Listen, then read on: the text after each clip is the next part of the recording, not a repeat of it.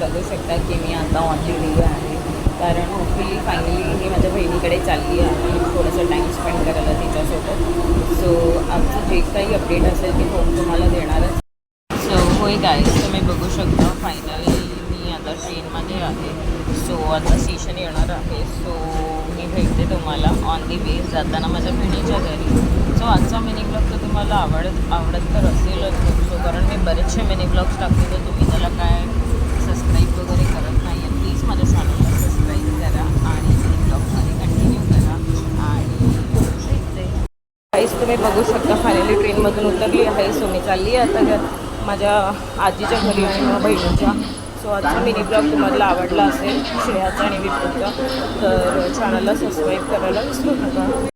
Finally मला train मिळाली आहे. सो